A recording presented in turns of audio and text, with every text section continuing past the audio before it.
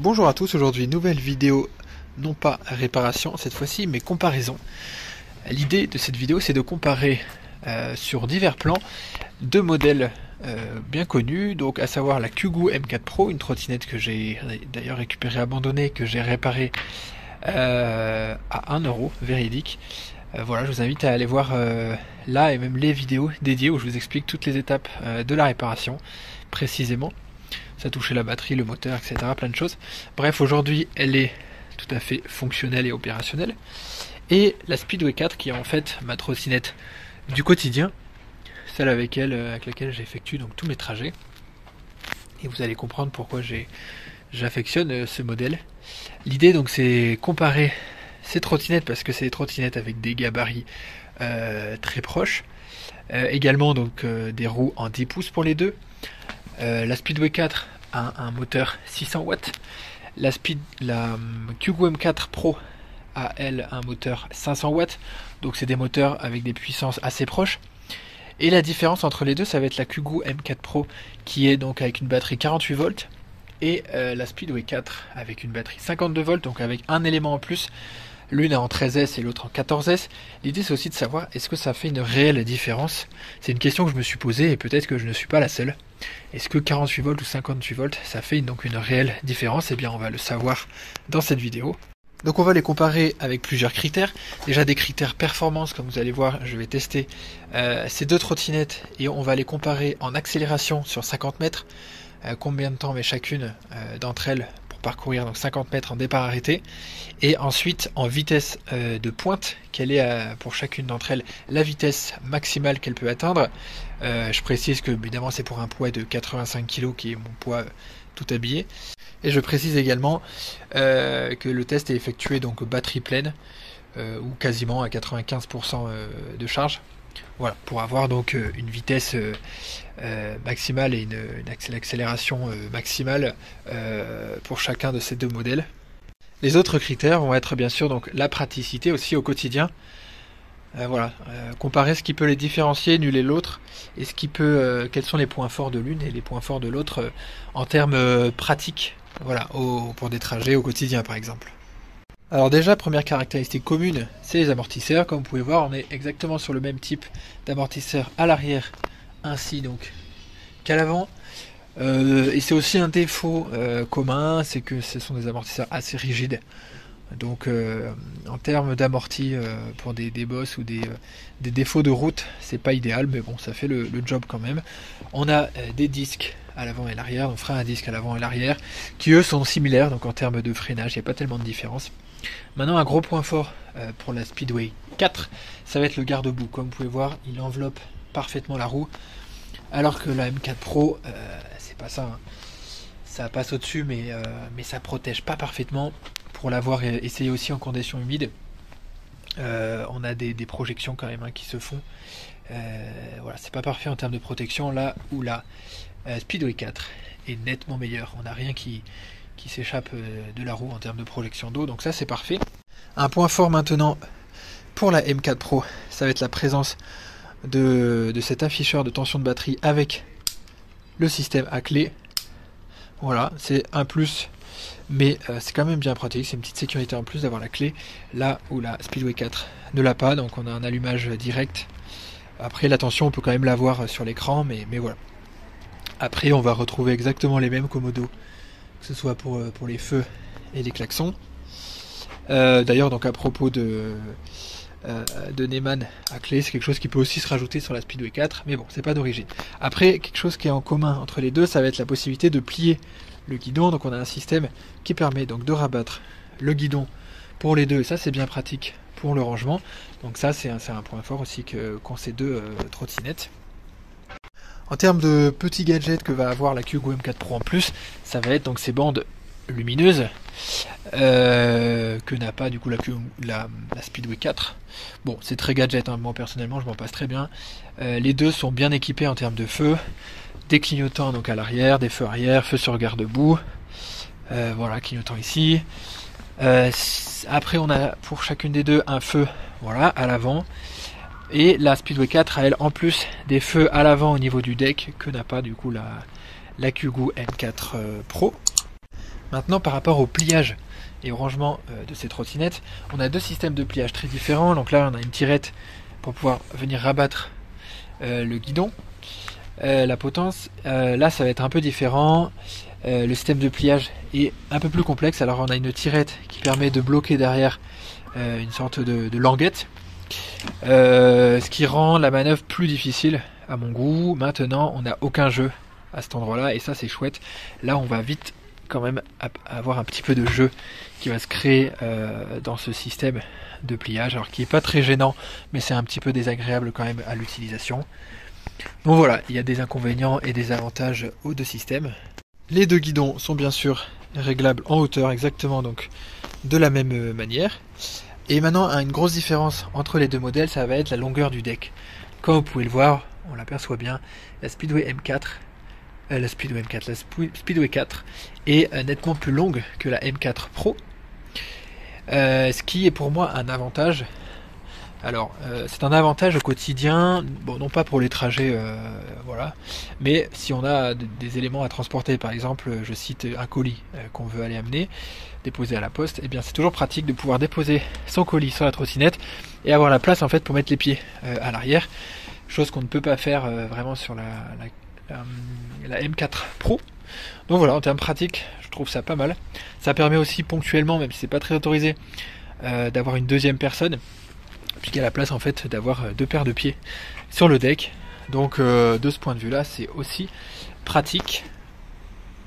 Alors j'ai pas pu vraiment tester la M4 Pro par rapport à la résistance à la pluie.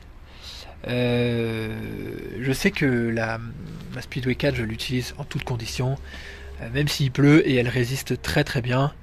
J'ai amélioré un peu l'étanchéité au niveau du deck avec de la graisse, mais hormis ça, elle m'a jamais lâché sous la pluie. J'ai pas d'eau qui rentre, donc vraiment c'est super, elle est vraiment bien pour ça. Je sais pas si la M4 Pro fait de même, je l'ai jamais utilisé sous la pluie. Mais voilà, donc potentiellement, en tout cas c'est un point fort de la Speedway 4. Maintenant, qu'est-ce qui peut les différencier? Alors déjà, le prix, parce que c'est vrai que je l'ai pas cité, mais l'une coûte 1200 € neuve, donc la Speedway 4, l'autre 700 € neuve. On a quand même 500 € d'écart. Pourquoi cette différence de prix? Alors déjà, on a une batterie qui est beaucoup plus grosse, d'où aussi la longueur du deck, parce que ça permet de loger une plus grosse batterie. En l'occurrence, donc là, on a une 52 volts, 26 ampères-heure, voire même selon la version jusqu'à 30 ampères-heure, ce qui peut nous donner jusqu'à 100 km d'autonomie, ce qui est quand même énorme, et ça c'est vraiment vraiment chouette. Là où on va avoir donc ici une 48 volts selon les versions 16 ou 18 ampères-heure, ce qui correspond à peu près à 2 tiers maximum de cette batterie là. Donc c'est moindre, déjà ça explique vachement quand même bien une telle différence de prix. Parce que la batterie fait partie c'est l'élément qui coûte le plus cher dans la trottinette. Et le deuxième point, c'est aussi la provenance. Speedway 4, c'est Mini Motors comme constructeur, donc le même constructeur que les Dualtron. Donc c'est un gros constructeur et forcément on paye la marque, forcément c'est comme les téléphones, Apple, Samsung, tout ça, ça coûte plus cher parce qu'il y a la marque. Il y a aussi la fiabilité qui va avec, comme je vous disais. Cette trottinette, dans toutes les conditions, ne m'a jamais lâché. Là où la M4 Pro, alors pas moi, mais bon, en l'occurrence, je l'ai retrouvée abandonnée parce qu'elle était HS. J'ai pas mal d'échos, comme quoi la fiabilité est pas non plus parfaite. Alors moi, en tant que réparateur, en plus, j'en vois passer de temps en temps. Voilà, on est sur des composants chinois qui tiennent le temps qu'ils tiennent, qui peuvent très bien tenir, mais qui peuvent aussi lâcher. Voilà, on n'a pas une fiabilité forcément à toute épreuve. Mais le gros avantage aussi, c'est que c'est des composants qui coûtent très peu cher. On peut les trouver très facilement si on veut remplacer le contrôleur, même le moteur, ce genre de choses. Et bien même l'afficheur, on peut les trouver très facilement et à bas prix. Donc en termes d'entretien, la Kugoo M4 Pro est vraiment très très abordable. Et ça c'est son avantage. Voilà. Ça permet au moins de compenser sa possible fiabilité moyenne. Donc personnellement, voilà, pour des raisons de fiabilité, aussi de taille de deck, de taille de batterie, donc d'autonomie, je préfère Speedway 4, mais les deux se valent. Voilà, finalement, l'une a certains avantages que l'autre n'a pas, etc. Donc c'est deux trottinettes qui sont plutôt bien pour un usage au quotidien. Maintenant, je pense qu'on va à ce que vous attendez tous ou presque, ça va être comparer les performances. Est-ce que les deux se valent, l'une étant en 48 volts, l'autre en 52 volts, ou est-ce que l'une est peut-être un peu plus puissante ou un peu plus rapide que l'autre? Et bien écoutez, on va le voir tout de suite avec des tests d'accélération et des tests de vitesse. Alors nous voici avec la Speedway 4 qui, je le rappelle, a un moteur de 600 watts, batterie 52 volts. J'ai mis mon téléphone pour avoir donc la vitesse réelle GPS et ne pas prendre en compte donc la vitesse de l'afficheur qui est toujours faussée. Je me suis mis dans une impasse bien rectiligne et bien longue pour ne gêner personne et n'avoir donc aucune circulation. Donc je le rappelle, je vais effectuer un test d'accélération dans un premier temps sur 50 mètres entre les plots que vous voyez là et les plots qu'on voit là-bas, mais je suis pas sûr que vous les voyez, mais qui sont à 50 mètres précisément. Savoir donc en combien de temps départ arrêté au niveau de la roue avant j'atteins les plots là-bas. Je ferai 2 essais pour faire une moyenne entre les deux, ou alors pour prendre le meilleur temps des deux, on verra. Et ensuite je ferai donc sur toute la longueur, je ferai un test de vitesse maximale, donc sans distance précise, savoir voilà, à quelle vitesse je plafonne. Alors donc je me mets en mode 3, batterie pleine. Je précise que je ne donnerai aucune impulsion avec le pied pour ne pas donc fausser l'expérience. Alors c'est parti, 3, 2, 1.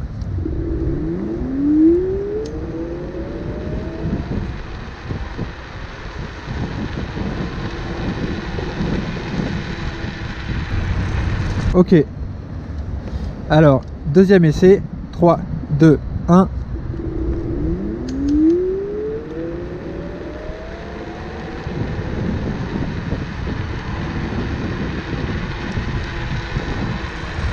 Donc vous aurez le résultat qui s'affiche précisément à l'écran, mais de ce que j'ai vu, on est autour des 9 secondes, peut-être un tout petit peu plus.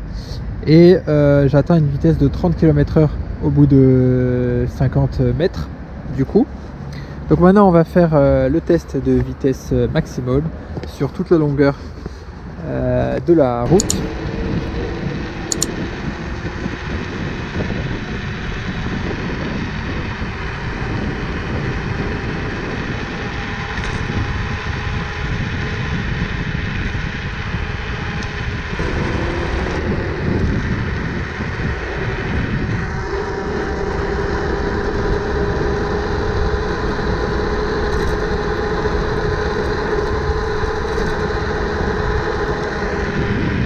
Comme vous pouvez le voir, la vitesse maximale atteinte est de 41 km/h GPS, sachant que donc sur mon écran là-bas s'affichait 46 km/h. Donc il faut se méfier des valeurs qui sont inscrites sur l'écran LCD, qui sont toujours faussées et souvent supérieures à la vitesse réelle.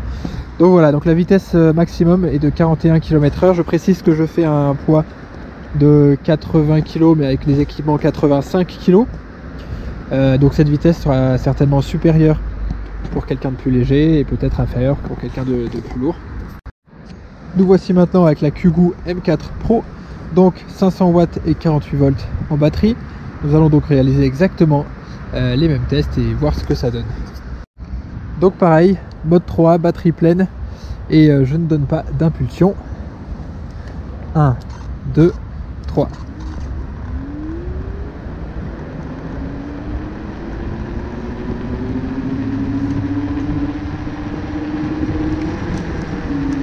Ok, alors déjà la M4 est un poil plus vive au moment du lancement et après assez souple sur l'accélération, un petit peu comme la Speedway 4. Donc deuxième essai maintenant, 1, 2, 3.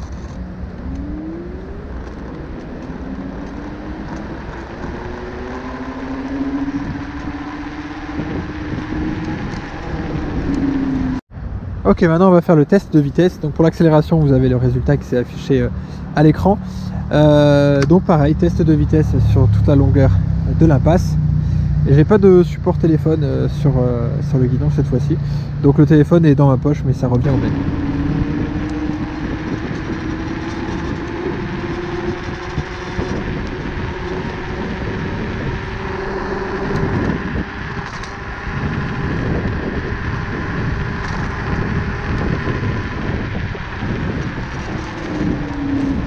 donc la vitesse maximum réelle est de 38 km/h. Donc j'ai fait le test sur plusieurs allers-retours. Et affiché donc 42 à l'écran, donc c'est pareil, on a encore une valeur supérieure à l'écran qu'en réel. Donc en réel on est à peu près à 3 km/h de moins du coup que la Speedway 4 en 52 volts. Alors comme vous avez pu voir, les performances sont très similaires entre les deux. En termes d'accélération, la différence est vraiment minime, elle se joue à quelques dixièmes. En termes de vitesse maximale, pareil, c'est très proche. La Speedway 4 est 3 km/h plus rapide, mais pas au point d'en faire une grosse différence. Donc on a une performance quasi similaire, avec un très léger plus pour le 52 volts, mais on s'y attendait un peu. Mais bon, en même temps c'est logique, 500 ou 600 watts, ça reste très proche en termes de puissance, hein, ça fait pas une grande différence.